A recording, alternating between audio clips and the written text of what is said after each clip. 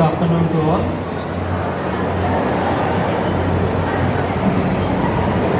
Respected principal, the other dignitaries, teachers, parents, and my dear young students.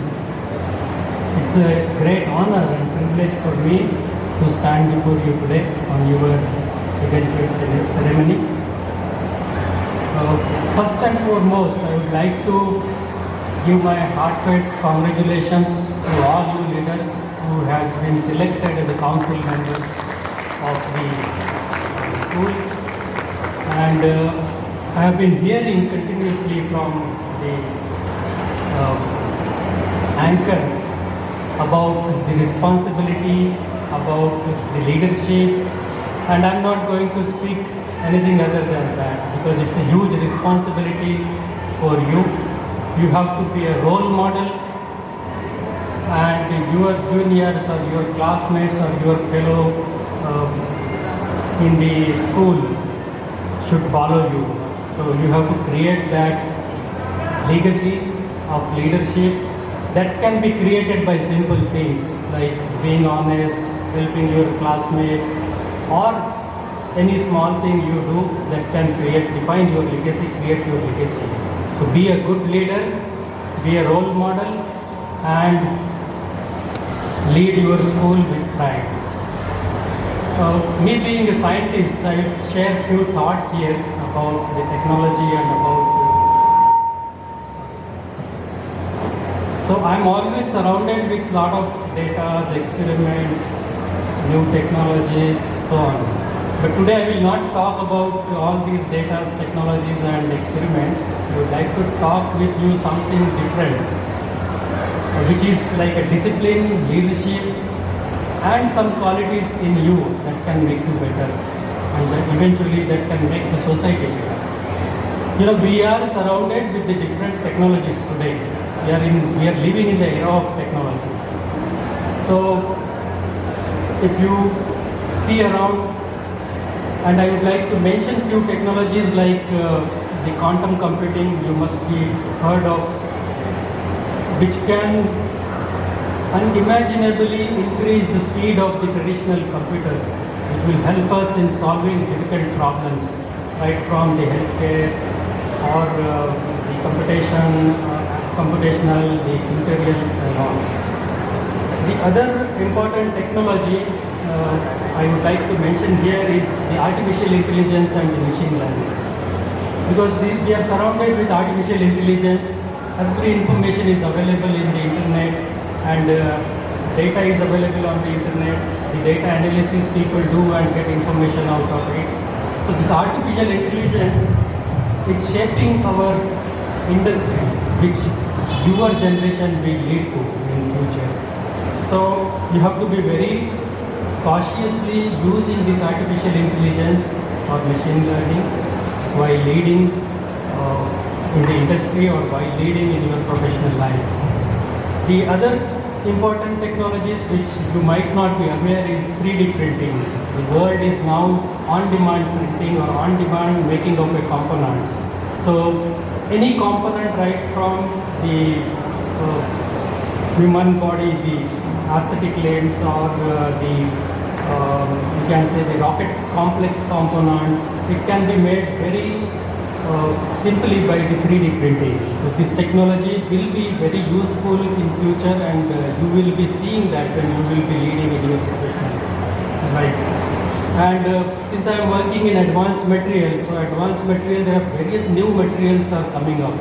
You might have heard the material like graphene, nanomaterials, or composites, which can make our structures very strong and lighter, and multifunctionality can be involved in it. So this material you will be seeing when you will be leading in your professional life.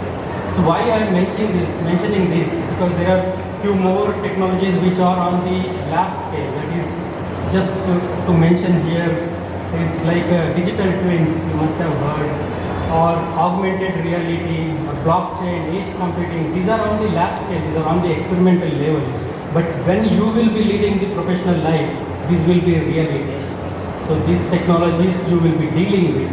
So my advice to you is get used to these technologies and get used to be with this new era of technology and lead your life with the passion.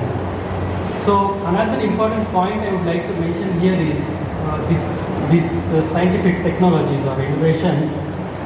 We have to use it very wisely because there is a possibility of misuse of these things. So we have to be responsibly use this wisely for the benefit of the society. And that is most important thing we should carry with us. And these all technologies what I have listed just before, it has to have a purpose. So if you see our Honorable Prime Minister has announced a mission called Viksit Bharat Mission 2047. So, and he during announcing this mission, he also mentioned about the Amrit Kaal, which is 25 years from 2022 to 2047. Why specifically he mentioned that Amrit Kaal? It's because, you know, the average age of our country, it is 28 years. It is much lower than the most developed countries, including America and China. Their average age is 38, 39. So he wanted to use this average age to take up more productive manpower, utilize this young generation to make or contribute in the country's growth. So your age, your generation have a huge responsibility in contributing to Viksit Bharat 2047. So whatever technology you are learning, you get aligned with the larger purpose that can be a Viksit Bharat. So my message to you is please align your learning, align your knowing to a larger purpose. The other point I wanted to mention specifically to you is about the failures, because when we work, when we study, when we do a leadership, there will be several failures in our life. We should not get afraid of failures. In fact,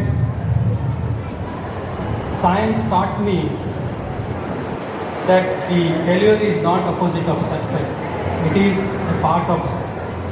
I'll just mention one of the example in my own career that how we have dealt with some failures in my professional career. When I joined my present position in 2010 as a scientist in ARCI, I was given a responsibility to establish one research activity called thin film solar cells. And given my previous background from South Korea and America, I had given this responsibility to lead the team of 8 members, young members, to establish this facility and start the activity in the country. This was the first time we were starting in the country. So we started in 2010. We brought some equipments, installations. We started working on this thin film solar cell. I think solar cell you all must be knowing, right? Solar panel, solar cells. So you must have seen the solar plants outside, which generates power from the sunlight. So it's a device that generates power from sunlight. That's called solar cell or module. What you see outside is the silicon solar cell. Big panels you must have seen which generates the power. So unlike silicon, we were interested in different technology than silicon because silicon has its own limitation. You cannot make on the curved substrates, curved surfaces, or you cannot integrate on the building, on the walls or something. So we started this program in 2010 and we installed the equipments and we started working. But there were several failures. We were not able to make the working solar cell for almost 4 years. We were struggling. Every day we used to go to the lab, start some experiment, and this is very unique solar technology. The thickness of this solar cell is 10 times thinner than human hair.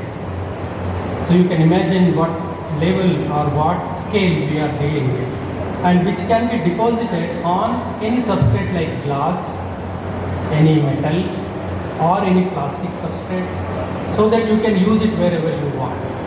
So this was the challenge we have taken. 4 years we struggled, we were not able to make a single sale.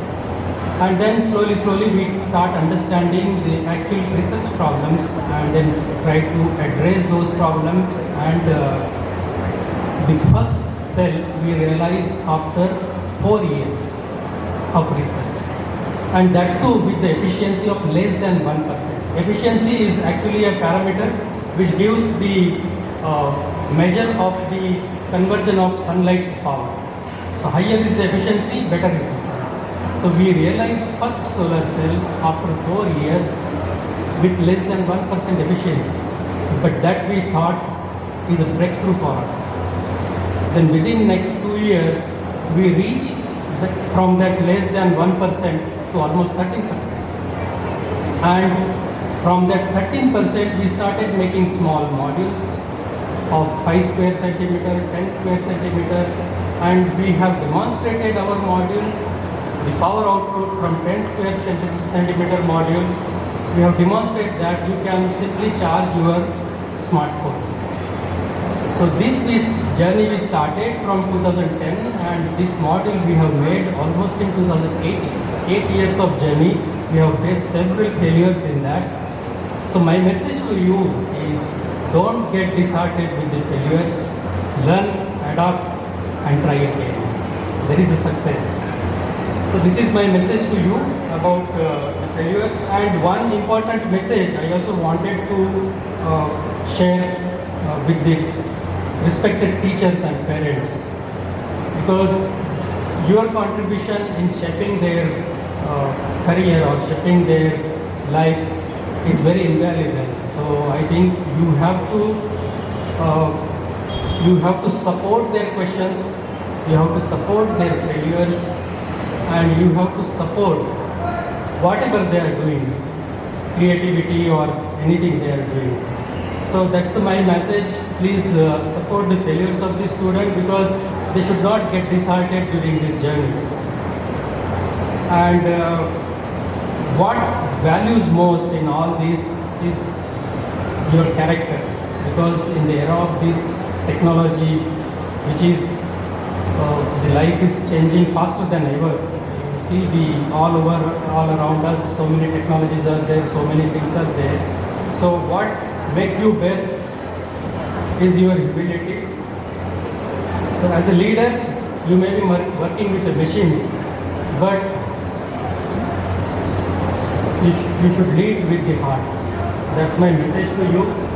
And another last point I would like to mention is, you are just not a leaders of the school, you are torch bearers to go outside the school and be a part of the mission of the Viksit Bharat, and be an ambassador from your school and lead with the dignity.